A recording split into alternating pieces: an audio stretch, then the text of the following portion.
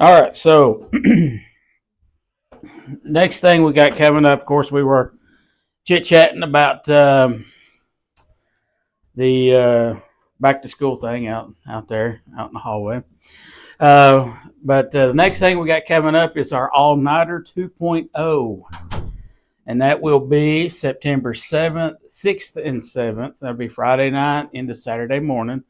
It's not going to actually be a 2-day thing, but an overnight thing. So we will start at 11 p.m. Friday night. Can we use the children as wheel chalks because we have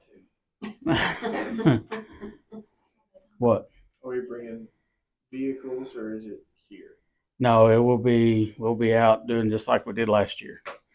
So we'll try to divide up and go out, and me and Ginger will be giving out clues like we did. Just it's gonna be the same thing as last year, where you'll get clues, you have to guess, and then drive around and send that information back to us for verification.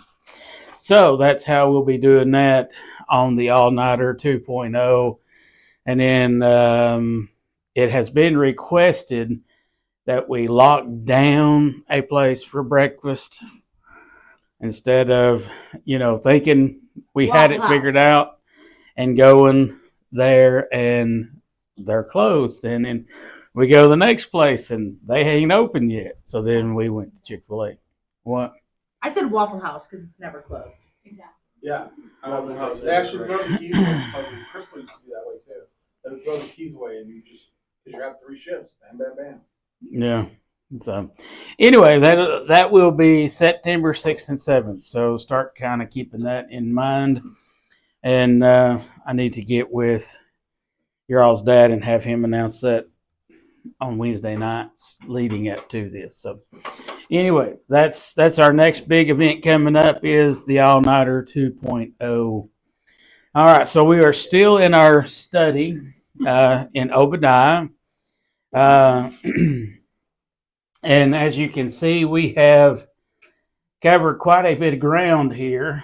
But as you notice, the little purple dot here, we are closing in on it, believe it or not. We're going to look at the last part of this chapter and kind of see where God is taking this. And we've seen what he's done, where he's took it from. Now we're going to come back down and start looking at where he's going. So in this, I have decided to call it the triumphant part of the vision. This is a triumphant vision. And it is found in verses 17 down through verse number 21. And the Bible says, "But upon Mount Zion shall be deliverance, and there shall be holiness. And the house of Jacob shall possess their possessions. And the house of Jacob shall be a fire, the house of Joseph a flame, and the house of Esau for stubble. And they shall kindle in them and devour them. And there shall not be any," let me move this ribbon, "any remaining of the house of Esau, for the Lord hath spoken it.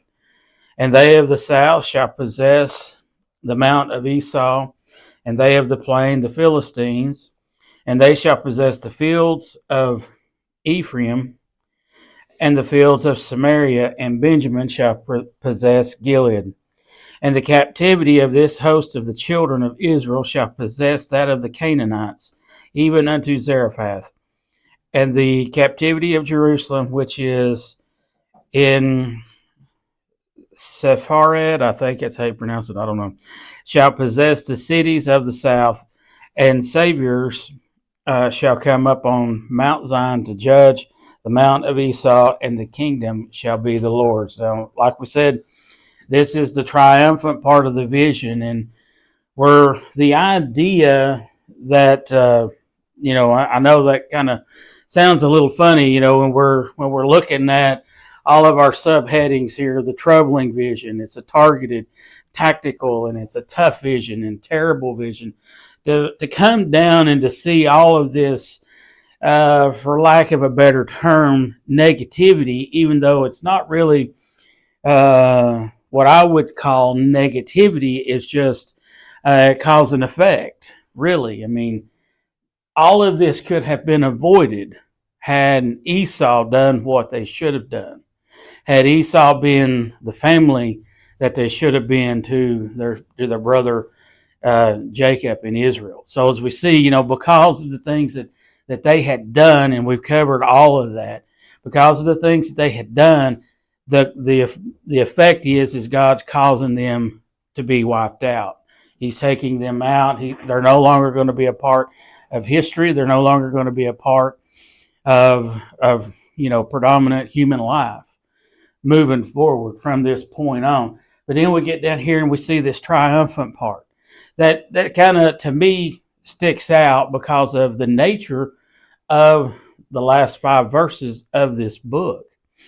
And it's a little out of place, it seems like, but when we stop and think about it, it's really not. The idea that something positive could come from a vision that's been so judgmental against a nation is odd. And that's what I was saying, it's just kind of weird. It just seems like it's a little out of place. I'm going to put my glasses back on. But when we look at it from the downtrodden view, the judgments of God being poured out on a deserving people could make one feel good about what has just happened. And when we take it from the standpoint of, when we're looking at all of this from the standpoint of Jacob, from the standpoint of Israel, we see just how everything has come against them. And we've seen that in the time of need, our family has turned their back on us. We see that when we're the most neediest, no one's there to help us. No one's there to help pick us up and carry us on in our life and everything else. And it's always the downtrodden. And it's easy when we get into that point to start to feel sorry for ourselves. I mean, I know I have in my life, when things are going wrong at work. I mean, I'm out there and it's everything I do it just seems like the day just progressively gets worse and worse and worse. I mean, it's almost as bad as, you getting on a truck and the bar pops out and then you've got 40 stacks of milk on there and they all fall over. You got to get back there and slop through the spilt, busted milk and pick it all up and recase it, restack it, rebar it. And you've got things to do. You've got other stops to make. And you're trying to do this as hurriedly as possible. And then something else will happen. I mean, it's just one of those things that just kind of this, as, human nature, it just seems like things just keep going against us, keeps going against us, keeps going against us. And that's kind of the way it seems like here from Israel's standpoint of view. Everything just keeps going against them, keeps going against them. Here they are in a time of need, and they need help. They need that for lack of a better term, that family structure there to help pick them up and to help carry them through. So from the downtrodden point of view, they're just like, man, is our life going to ever get any better?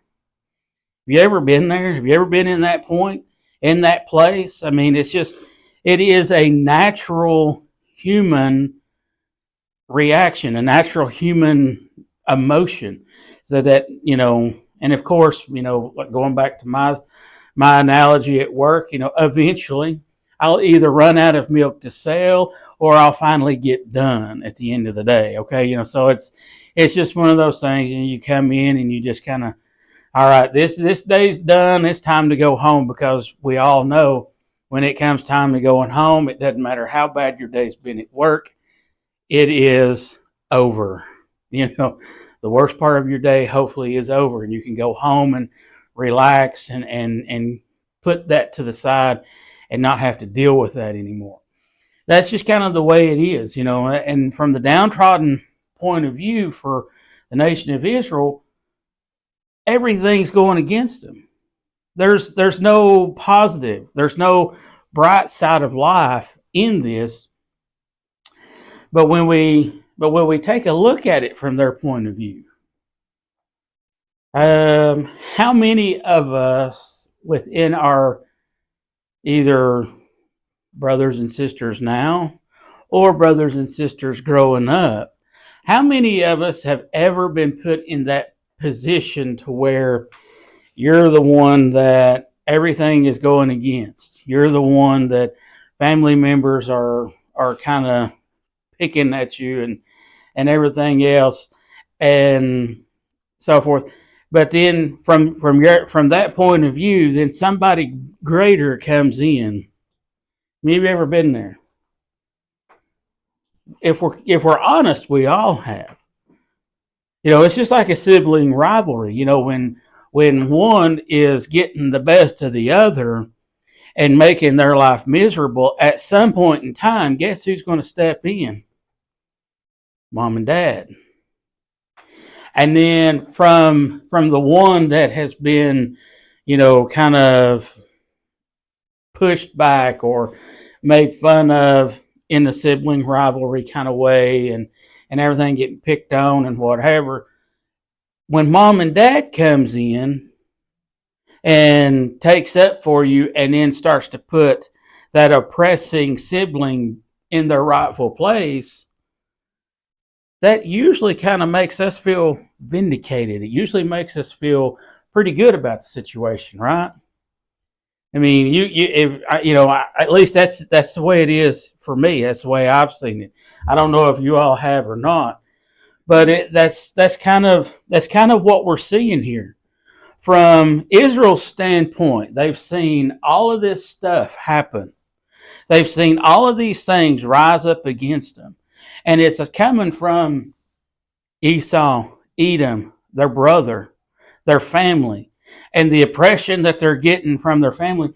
And then we come down and we see that the triumphant part is that once we get to this point in our study, we see God starting to move in their direction. God is starting to take up for his people. God is going to bring about the judgment that oftentimes this oppressed sibling, Israel and Jacob, is so longing for and so desiring, to the point to where that they're able to now take a victory lap and triumph, not of their own accord, but in the accord of someone else coming in to handle and to fight and to take up for them. And that's just kind of the dynamic here that we see.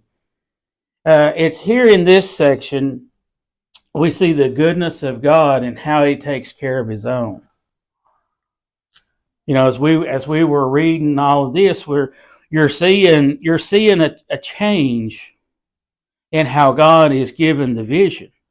We've seen for 16 verses here, we've seen how God has been calling out and making an effort to point out the things that's been going on that he has noticed. He's been, to use popular terminology of today, he's been keeping receipts. And he's going to cash those in and bring those to justice, bring those about in dealing with Esau and making an example of Esau. We're seeing all of this take place. Even though God is recalling all of this and then telling him, I've seen this. This is blah, blah, blah. This is what's happened and everything. It still has yet to make Israel feel better. It's not until that actual judgment falls that that sibling that's been pushed down and downtrodden is going to start to feel the triumph coming back into their life. They're going to feel that little bit of breeze of life come back into their life because they haven't deserved everything that's come their way. Now, there are times when we do say stuff or do something that there's going to come a little payback, so to speak, from a sibling or a friend or whatever. There's going to be those times, but when there's those times to where that's not really an issue and everything else, and it's just that argumentative sibling rivalry that's going on back and forth, back and forth and back and forth, and how, brothers and sisters can be. Like I said, I've used me and my sister as an example. There were times to where, I would be doing something to my sister, picking at her, poking at her, doing whatever, and then I would get in trouble. And while mom or dad are, putting me in my place, she's behind them going, laughing at me, she's getting that triumph. She got that triumph, but she is now living in the strength of mom and dad. That's the way we are. When we're facing the things of this world and this life that we can't control, there's things that we're going to see and have to do that we can't overcome. But because God is on our side, and when God steps in and starts taking care of those types of situations, we can stand back in triumphant and elation and feel vindicated because God has come to our rescue. God has come to set things in order. And that's what we're seeing here in this triumphant part of the vision. And, and I'm hoping that's the point that I'm trying to get across to you. But we also see that through the chastisement brought to his own, the love that he had for them never diminished, never failed. Now, I know that kind of sounds funny, but in our study, we've seen God bring judgment against Israel themselves. Because that's what it's in that last judgment where they were seeking refuge in Edom, and Edom's like, nope, you can't come in here, and if you do, we're going to tell them where you're at. And then they're pointing the enemy in their direction to get them out, and how Edom and Edom rejoiced in their demise and rejoiced in the fact that God is bringing judgment against them. Now we're seeing, even though in that time, God is showing his love to the nation of Israel, just the same as God is going to show his love to us in the things that we do. When we do wrong, God's going to bring judgment against us. But it's not going to be, punishment to just punish us because God enjoys punishing us. That's not it. I mean, we all know stories, and we all probably even know to some degree or another of actual, abuse that happens in families, to where parents just do whatever because they feel like they can do that, and they do it to their children so that they can gain enjoyment from that. That's not God. God is bringing, it's just like Brady back here. If he does something when he was growing up, if he done something wrong that needed to be corrected, me and mom would go in and we would have that talk, and we would punish him according. If it meant he needed to get a few swats on the behind, he got a few swats on the behind. And the same thing with Destiny. But it wasn't because we got enjoyment out of it. It was because one time I'm asleep and I smacked him. I cannot live that down. One time I did. I sleptwalked, and I apologize for that. I don't know how many times, but that was a thing. That actually. I'm asleep. Carla's asleep. All of a sudden, she said, "I just turned, looked at her, grabbed the pillow, went hee, tucked the pillow, and went back to sleep." I was asleep. I don't know. You can do some crazy things when you're asleep, and you get, there's something happens. I'm just saying. But when it comes right down to it, God is not a God who's going to bring punishment against us because he enjoys it. He's going to bring correction to us because he sees something greater for us out there. And he's wanting us to to achieve and to grow to the point to where that we can become what he has in mind for us to be and to do. And that's kind of the same way it is with a parent. You know, we know there's potential in our kids. Yes, even you. There is potential even in you. And we've had that conversation. You know, we've had that conversation. I had to threaten him to get a job this last time. But yet, and he's got a job and he's so much easier, so much happier to deal with and everything else, except for when Destiny makes him mad. but it's that's just kind of the way it is. You know, God is going to bring chastisement against us. You know, I've made the statement over there in the fellowship service. I've made it here in this church. I've made it from standing here teaching Sunday school, and I'll make it again. There's times, the whole time these two were growing up, going back to when me and Lori first got married, we paid our tithes. Then something happened, and we kind of started getting out of the habit of paying our tithes. And I am telling you, 100%, and she can testify to it, that it did not. I could not keep a nail. If there was a nail on the road, I was going to find it with the tires on my vehicle. And all we did was fight and fight and fight. And she has one in her tire now that we got to get fixed. But I know I said that I get a nail in my tire. But there was that's God he would get his tires. Car problems. I knew in the back here in this part of my mind, I knew why I was going through the things that I was going through. I just didn't want to face up with it. I just didn't want to do anything about it. I was doing wrong. God is doing right by bringing all of this against me and everything in my life because I was not doing right by him, and he was chastising me because of that. Just the same way it is as with a parent and a child. If I did wrong, I got corrected. If my kids did wrong, they got corrected. Why? Because I love them. I want to see what's best for them happen in their life. It's not the fact that I'm, gaining any kind of enjoyment out of it.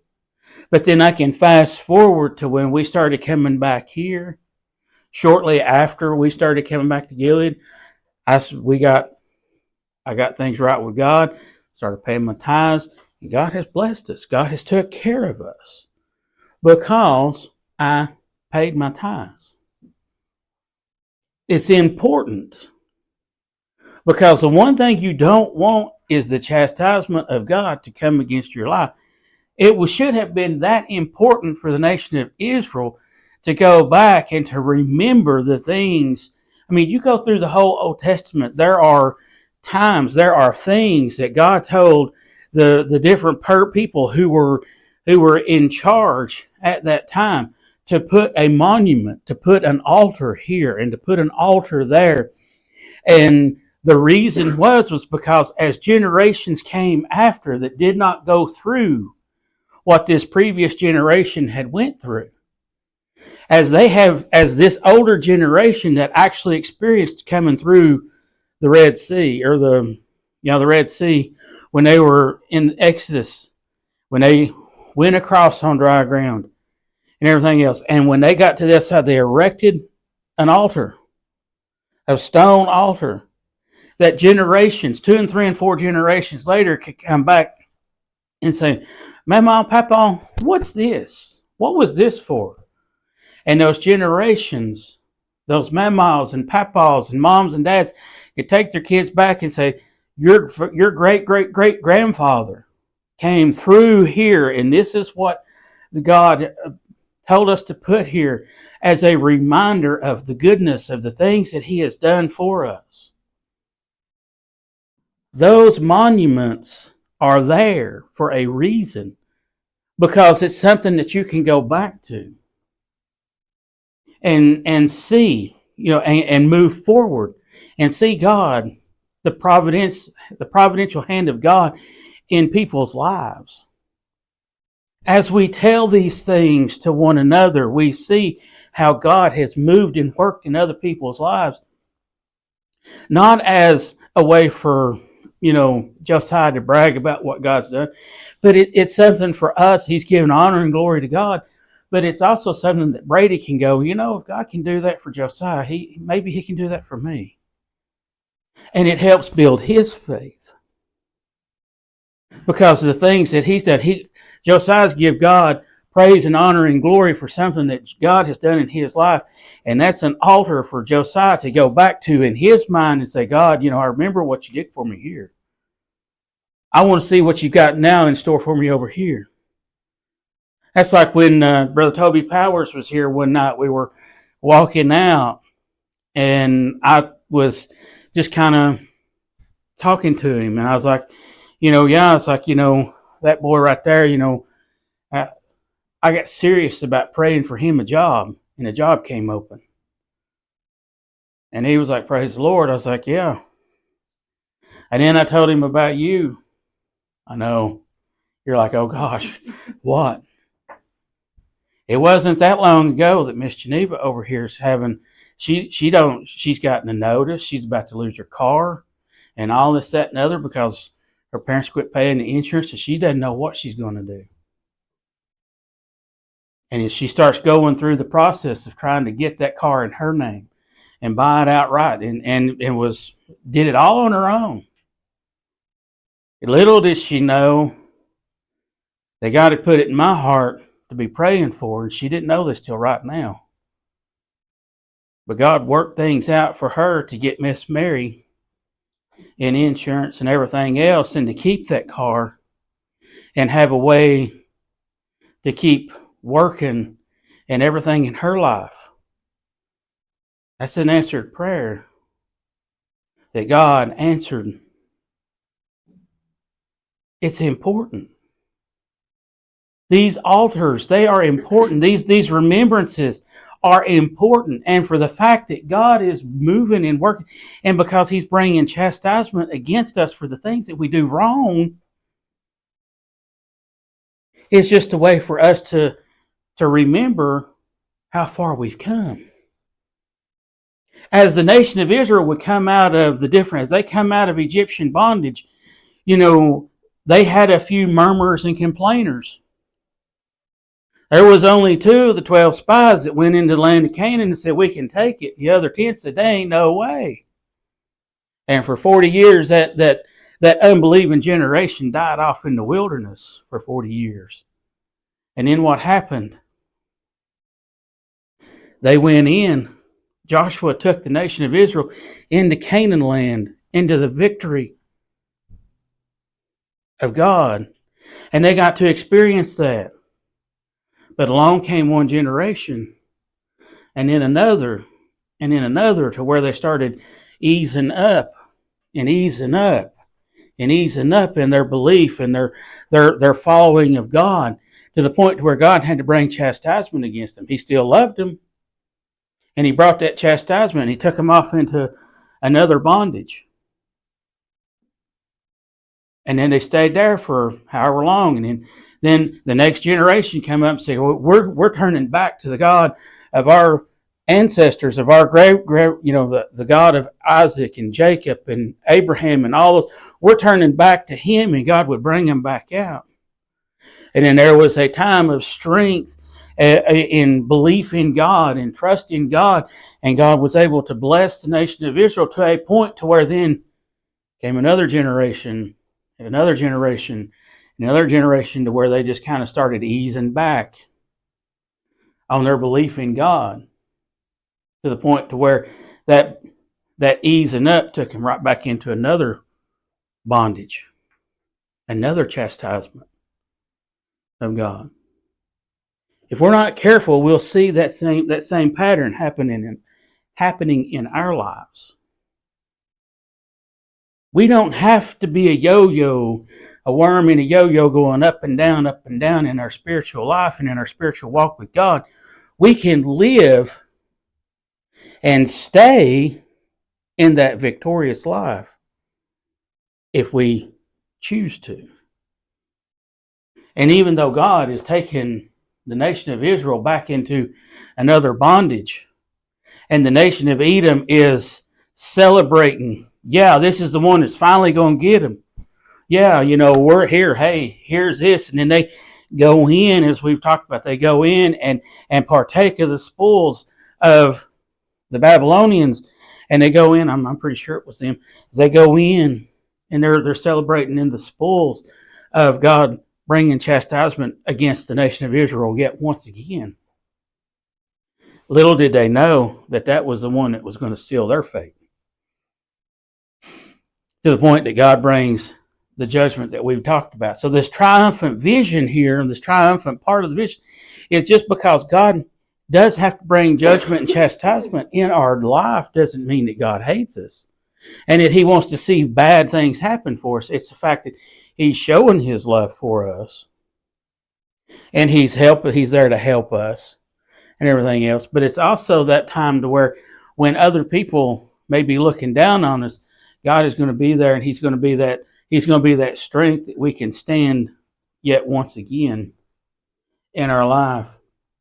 It's in this closing part of Obadiah we see the culmination of two nations, one being chastised and restored triumphantly, and one who is utterly destroyed by God's judgment.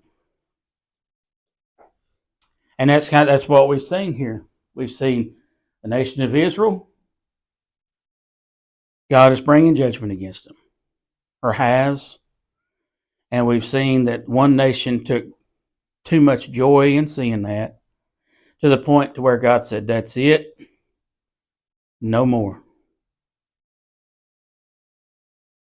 And in these two situations right here, we can see the two paths that's left up to us. As we've said, like in the last couple of Sunday mornings, going back to God turning us over to a reprobate mind. Not only will he turn over those that are lost, who refuse God, don't want anything to do with God, they're already condemned. They're condemned already. But for the Christian who can't turn loose of that sin, who doesn't want to live in the victory in God and have a new life, and you want to hold on to that sin, and you don't want to let go, and you don't want to let God have full control in your life, eventually that sin will cause God to say, that's it, no more. I'm just going to let you go. He's going to turn you over to a reprobate mind. And you're gone. And then, of course, after that comes the same thing that happened to Esau and to Edom, destruction. I've told you about my cousin, Doug, 19 years old. Was he 19? 19 or 20 years old. Professed he'd been saved, did not live a life that supported that. Killed in front of the stone house on Rutledge Pike, just inside the Blaine city limits. House is still there. Road's wider now. But got hit head on by a dump truck. 19 to 21 years old. The only hope I have of seeing my cousin in eternity lies in the fact that God had taken him out of here to keep him from bringing dishonor to God's name. That's the only hope I have. I don't know where he's at today. I don't know if he's in hell. I don't know if he's in heaven. But if God did take him out of here because of the friends that he had, the influence that he had on people,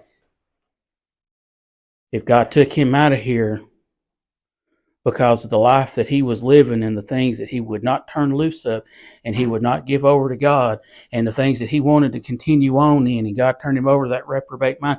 Once you get to that point, it ain't going to be long to where God takes you out of here if you're saved. I know it's a little heavy and a little harsh, but I'm telling you, that's the God's honest truth. Once you get turned over to that reprobate mind, you are on very limited borrowed time. And God's going to take you out of here if you're truly saved and believe in God. And that's what we're seeing here. We can be Israel. We can go in and out of judgment, in and out of chastisement. In our walk with God, it was just a common thing. Even to the point, sorry, I got choked up there. Even to the point to where when it come time for Christ to die on the cross, God blinded their eyes. And for 2,000 plus years, they've not seen, they've not heard anything from God because they do not believe in the Christ that we believe in. They do not see Jesus Christ for who he was, the way we see him, and the way that we know him. And their eyes have been blinded. Their eyes are going to be open when Christ steps out on that cloud and calls the church out of here. Their eyes will be open then, and they will realize that was the Messiah, that was the promised one, that was the one that came for us. And they're going to turn back to God, and they're going to have to go through the tribulation.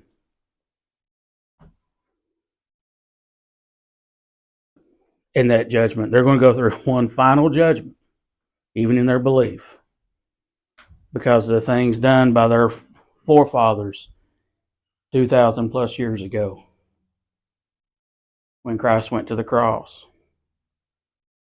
But as we in our life, in our Christian life, come and go as we please in our faith and in our walk with God, as we come and go, we can be them, or we can push it to the point that Esau and Edom did, to the point to where God said, "That's it.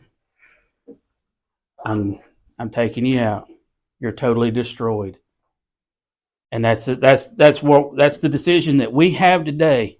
We can live in the triumphant part of this vision with Israel, or we can live in the destruction that came to Edom. The choice is ours. The triumphant vision. We'll pick up right there with reparations next week.